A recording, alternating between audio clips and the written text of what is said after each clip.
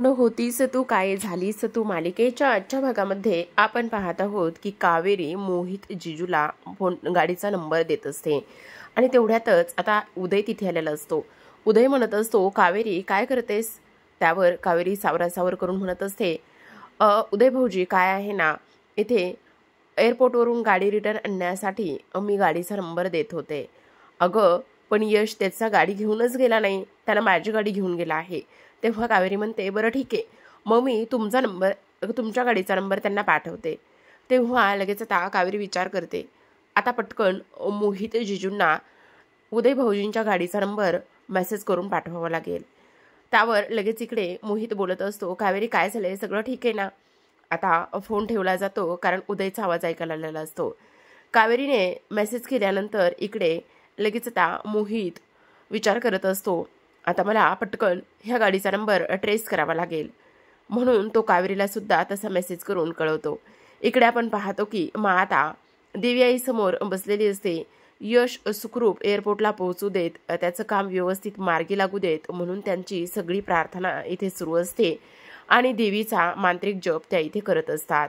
तर आता आपण दुसऱ्या बाजूला पाहतो की इकडे जी यशची आई आहे, यशची जन्मदाती आई, तिनेच इथे हा अपघात घडून आणलेला असतो आणि तेव्हा यश म्हणत असतो, तुम्ही कोण आहात? त्यावर इकडे आता ती म्हणत असते, असं काय करतोयस बाळा, मी तुझी आई आहे रे, मी तुझी आई आहे, तुला लागलं तर नाही ना बाळा?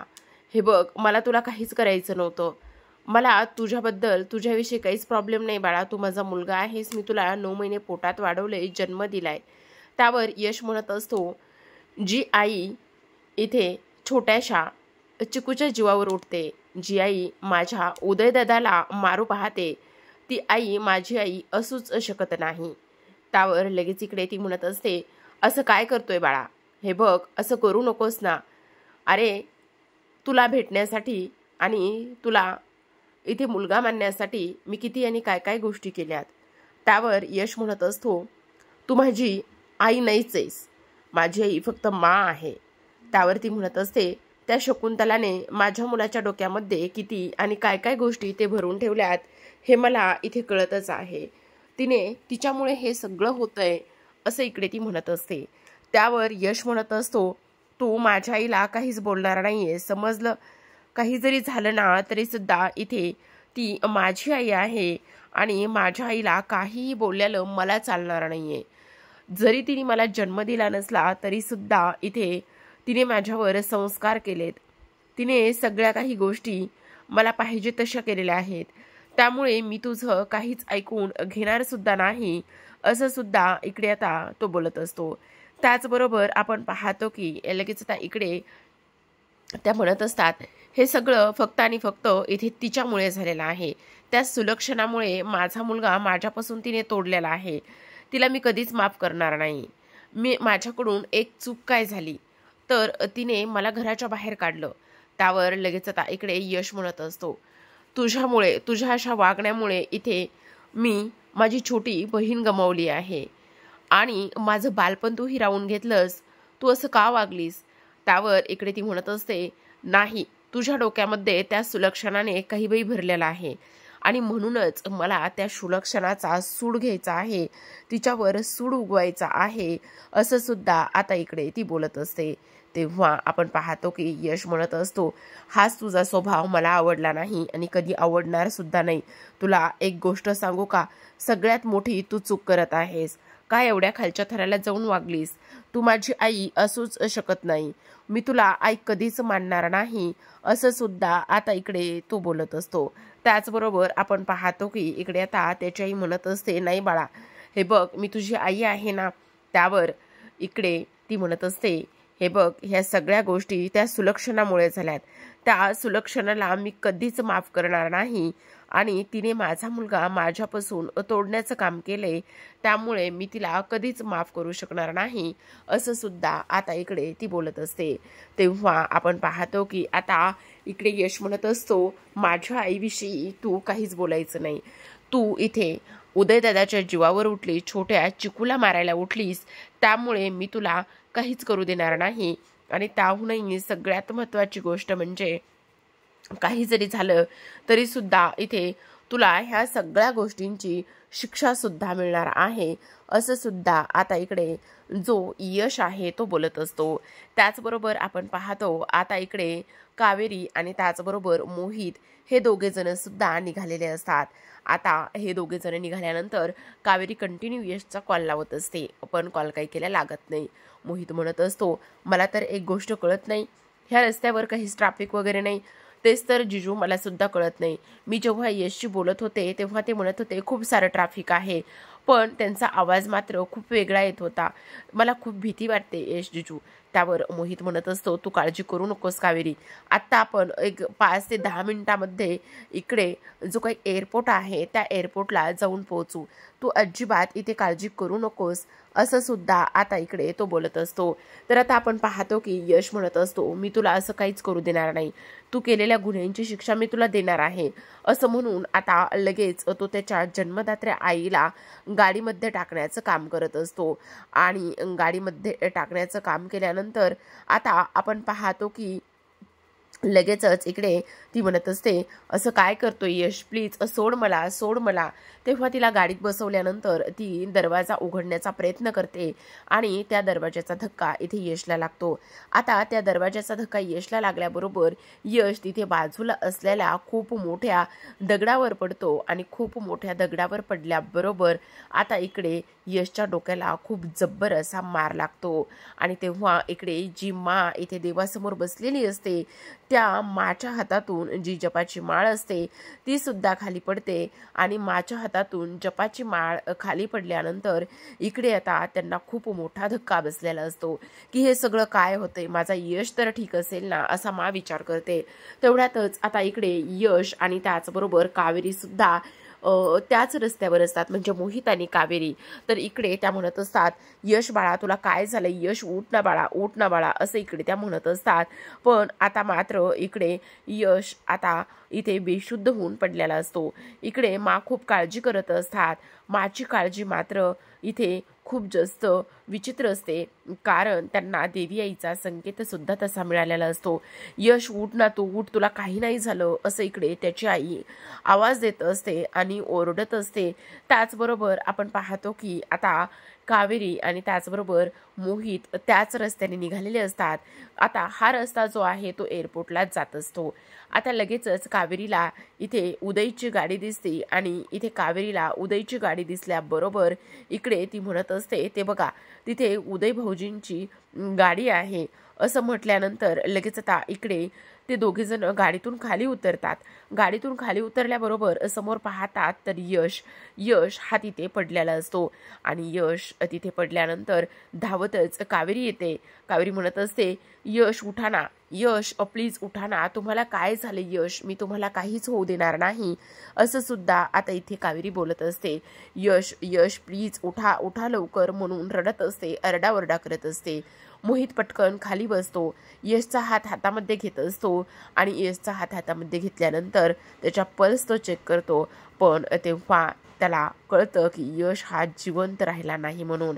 तेव्हा लगेच आता प्रेक्षकांनो इथे आपण पाहतो की दुसऱ्या बाजूला कावेरी हे सगळं काही होताना पाहत असते। ती म्हणत असते, मी काय म्हणते मोहित जिजू, आपण पटकन ॲम्ब्युलन्स बोलूयात आणि यशला ताबडतोब दवाखान्यामध्ये घेऊन जाऊयात, काही जरी झालं तरी सुद्धा यशला काहीच होता कामा नये, असं इकडे ती बोलत असते। त्यावर लगेच आता इकडे मोहित म्हणत असतो, कावेरी यशकडे तेवढा वेळ नाहीये, यश आपल्याला सोडून गेला आहे, यशचे पल्स बंद झालेले आहेत, कावेरी सावर तू स्वतःला, यश या जगामध्ये राहिला नाही, असं स्पष्टपणे आता सांगण्यात आलेलं असतं। आणि तेव्हा लगेच आपण पाहतो की इकडे कावेरीचा खूप मोठा धक्का बसतो, इथे ती हे सगळं काही सहन करू शकत नसते। तेवढ्यातच आता कावेरी यशला जवळ घेते आणि जवळ घेतल्यानंतर ती म्हणत असते, नाही यश, तुम्ही असं मला एकटीला सोडून नाही जाऊ शकत, यश प्लीज उठा, उठा यश उठा, म्हणून ती रडत असते, गयावया करत असते आणि यशला जवळ घेऊन रडण्याचं ती इथे काम करत असते। त्याचबरोबर प्रेक्षकांनो आपण पाहतो की कावेरी यशला जवळ घेऊन रडत असताना आता इकडे दुसऱ्या बाजूला इथे यश आतापर्यंत कसा आला नाही म्हणून वाट बघत असतात। किती उशीर झालाय, यशचा सुद्धा आणखी फोन नाहीये, तो कधीही बाहेर गेला की पहिला फोन मला करत असतो आणि आज त्याचा मला फोनसुद्धा नाही. काय झालं असेल? यश ठीक तर असेल ना? असं सुद्धा इथे आता मा म्हणत असतात. आता ह्या सगळ्या काही गोष्टी इथे माने सांगितल्याबरोबर कावेरी म्हणत असते, नका मा, तुम्ही काळजी करू, सगळं काही व्यवस्थित असेल. आणि यश भाऊजी सुद्धा गेलेले आहेत ना, मग तुम्ही अजिबात काळजी करू नका, असं सुद्धा आता इकडे ते बोलत असतात. त्याचबरोबर इकडे मा म्हणत असते, पण तरी सुद्धा मला मात्र खूप जास्त काळजी वाटत आहे. तेवढ्यातच पौर्णिमा म्हणत असते, खरं पाहायला गेलं तर यश असा कधीच वागत नाही. काही जरी झालं, बाहेर जरी कुठे गेला तरी सुद्धा इकडे तो लगेचच मला पहिला फोन करत असतो. मग तरी सुद्धा आता त्यानं असं का वागलं असेल? आतापर्यंत फोन का केला असेल? का केला नसेल बरं? तो सुखरूप तर असेल ना? आणि सुखरूप असल्या कारणाने तो व्यवस्थित इथे पोहोचला तर असेल ना? असं सुद्धा इकडे आता पौर्णिमा बोलत असते. त्याचबरोबर आता कावेरी म्हणत असते, विद्या म्हणत असते, हे बघा काकू, तुम्ही प्लीज असं काहीही बोलू नका, सगळं काही व्यवस्थित होईल आणि सगळ्या गोष्टी व्यवस्थित होतील, असं इकडे ती बोलत असते. तेव्हा आपण पाहतो की इकडे आता कावेरी आणि मोहित हे दोघेजण सुद्धा घराकडे यायला लागलेले असतात. आता घराकडे येत असताना आपण पाहतो कावेरी खूप जास्त थकलेली असते. मोहित म्हणत असतो, आता बॉडी लवकरच पोस्टमार्टम करून घरी आणण्यात येईल. पण कावेरी, हे बघ, आता यशची जागा तुला घ्यायची आहे, सगळ्यांना व्यवस्थित तुला सावरायचं आहे. काही जरी झालं तरी सुद्धा इथे तुला खंबीरपणे उभं राहायचंय. हे बघ, अशी हतबल होऊन तू जाऊ नकोस. काही जरी झालं ना तरी सुद्धा इकडे हे बघ, खचून जाऊ नकोस. मला कळतंय आत्ता इथे तुला कसं सामोरं जायचं आणि तुझ्या मनावर काय काय इथे प्रघात होत असतील, आघात होत असतील, हे सगळं मला कळतंय. पण तरीसुद्धा मी तुला एक गोष्ट सांगतो कावेरी, प्लीज, हे बघ, स्वतःला थोडं तरी इथे सावरून घेण्याचं तू काम कर. अजिबात इथे खचून जाऊ नकोस आणि ह्या सगळ्या गोष्टी आता तुलाच सामोरं जायचं आहे, असं सुद्धा मोहित कावेरीला सांगत असतो. त्याचबरोबर आता मातर यशच्या बाबतीत खूप जास्त इथे इमोशनल आहेत, पॉझिटिव्ह आहेत. पण आपण ह्या सगळ्या गोष्टी त्यांना कशा सांगणार आहोत आणि कशा पद्धतीने हे सगळं त्यांच्यासमोर येणार आहे, हे तर आता मला सुद्धा कळत नाही, असं सुद्धा आता इकडे तो बोलत असतो. तेव्हा लगेच आता इकडे फोन आलेला असतो, कारण बॉडी ही लवकरात लवकर पोस्टमार्टम करून येणार असते. चालेल ना, तुम्ही पटकन बॉडी इथे पाठवून द्या, असं आता सांगण्यात आलेलं असतं. आणि तेव्हा कावेरी विचार करत असते, आता मी घरच्यांसमोर कशी सामोरी जाणार आहे, घरच्यांना ह्या सगळ्या गोष्टी मी कशा सांगणार आहे, हेच तर मला कळत नाही, असा इकडे ती विचार करत असते. तेव्हा इकडे आता कावेरी ढसाढसा रडायला लागलेली असते. पण मोहित तिला म्हणत असतो, हे बघ कावेरी, प्लीज तू आता शांत हो, रडू नकोस. काही जरी झालं तरी सुद्धा यशची जागा तुला घ्यायची आहे, असं इकडे तो बोलत असतो. तेव्हा कावेरी खूप रडून घेत असते. इकडे आता जी काही यामी आहे ती आलेली असते आणि अगं मा, असं काय करतेस? यशला जसं काहीतरी झाल्यासारखंच तू अशी वागत आहेस. अगं येईल ना तो काही असं कुठे लांब गेलाय का? तेव्हा लगेच आता इकडे मा म्हणत असतात, अगं काय बोलतेस तू? हो मा, जसं काही यशला काहीतरी झाले असंच वागतेस तू. तेवढ्यातच आता मला खूप राग येतो. मला राग आल्याबरोबर मा सनकन एक तिच्या कानाखाली वाजवतात आणि सनकन कानाखाली वाजवल्यानंतर त्या म्हणत असतात, तुझी हिंमत कशी झाली हे सगळं काही बोलण्याची? बोल ना.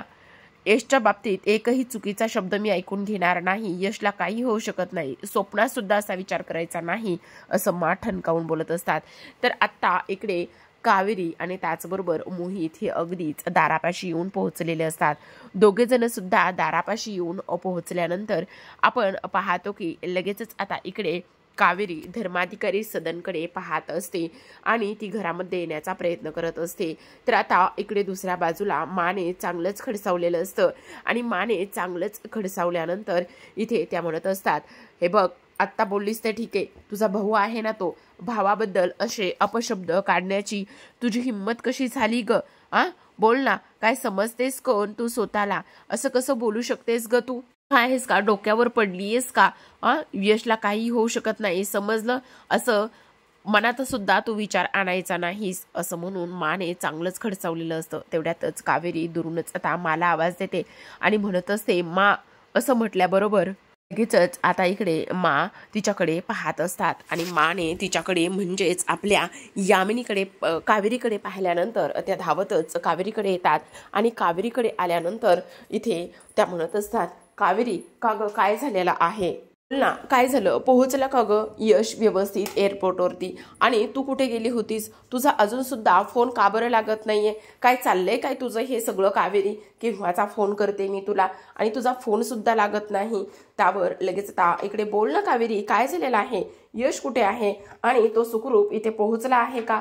असं सुद्धा लगेचच आता मा बोलत असतात आणि मला खूप जास्त त्रास होत असतो. अगं हा यश पण ना फोन करायला आणि फोन उचलायला ह्याला काय होतं? हा असा कधीच वागत नाही. सांग ना काय झालेलं आहे? असं सुद्धा आता इकडे ती ती मा ज्या आहे त्या इथे बोलत असतात.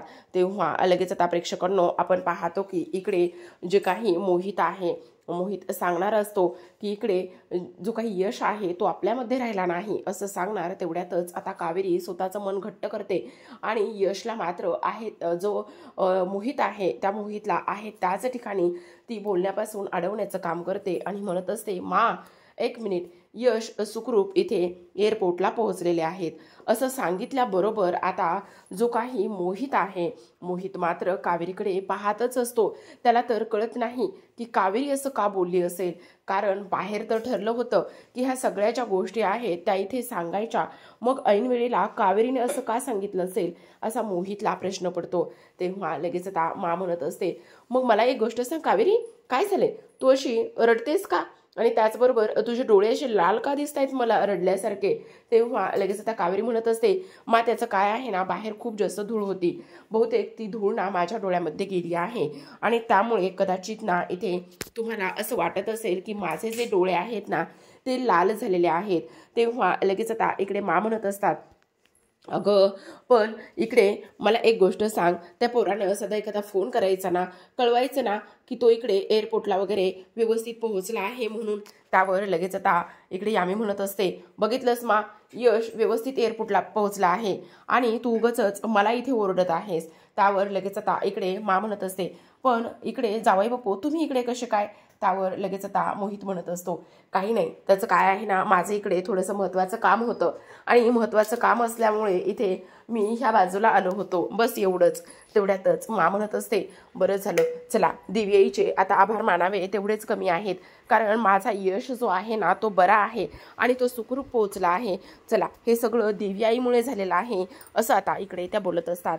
तेव्हा लगेच आता इकडे जी काही विद्या आहे ती म्हणत असते, मी काय म्हणते, तुम्ही आता फ्रेश व्हा आणि फ्रेश झाल्यानंतर कावेरी वहिनी लगेच मी पानं घेते. मोहित भाऊजी तुम्ही सुद्धा आता मस्त इथे जेवण करूनच घ्या, मी पटकन पानं घ्यायला सुरुवात करते. आता इकडे मा लगेचच देवासमोर दिवा लावायला गेलेले असतात. आता कावेरीने मनावर दगड ठेवून यशच्या ह्या मृत्यूची बातरी सगळ्यांपासून लपवलेली असते. तर प्रेक्षकांना आजच्या भागामध्ये एवढंच. उद्याचा भाग खूपच इंटरेस्टिंग झालेला आहे, कारण उद्याच्या भागामध्ये आपण पाहतो की आता इकडे जी काही निशा आहे ती लग्नाला तयार होत नसते आणि त्यामुळे इकडे जी आपली पौर्णिमा आणि त्याचबरोबर इकडे मा म्हणत असतात, कावेरी मी काय म्हणते, तू ह्या सगळ्या गोष्टी यशला सांग ना, यशला फोन कर आणि त्याला सांग निशाशी बोलायला, करशील ना ग तू फोन? तेव्हा कावेरी म्हणत असते, हो करेल ना, कारण आता कावेरीने हे सगळं सत्य लपून ठेवलेलं असतं आणि आता कावेरीला इथे त्या लोक म्हणत असतात की यशला काही करून फोन लावून दे, कारण निशा लग्नासाठी तयार नाहीये, जर यश तिच्याशी बोलला तर नक्कीच इकडे ती लग्नासाठी तयार होईल असं त्यांचं म्हणणं असतं. तर आता प्रेक्षकांनो इकडे आपण पाहतो मा म्हणत असतात, का नाही लावणार कावेरी फोन? नक्कीच कावेरी फोन लावून देईलच ना, असं सुद्धा इकडे त्या बोलतात. तर आता प्रेक्षकांनो इकडे कावेरी तिच्या खोलीमध्ये असते आणि इथे ते मंगळसूत्र त्याचबरोबर कपाळावरची टिकली हे सगळं काही सौभाग्याचे अलंकार ती काढण्याचा प्रयत्न करत असते आणि तेवढ्यातच तिथे मा येतात.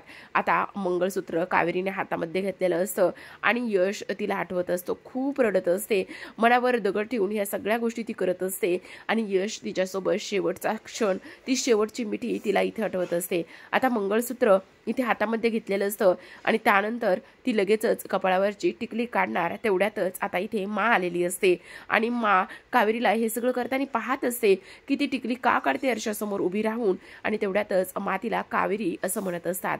आता प्रेक्षकांनो तुम्हाला काय वाटतं, कावेरी पुढे ह्या सगळ्या गोष्टींचा कसा शेवट करणार आहे आणि मासमोर यशचं कशा पद्धतीने सत्य आणणार आहे हे जाणून घेणं खूपच इंटरेस्टिंग असणार आहे। तर त्याकरिता चॅनलला सबस्क्राईब करा आणि तुम्हाला काय वाटतं, यश जिवंत असेल का, किंवा कावेरीला आता पुन्हा माच्या कोणत्या रागाला आणि कोणत्या गोष्टीला सामोरं जावं लागेल, पाहूयात पुढील काही भागामध्ये।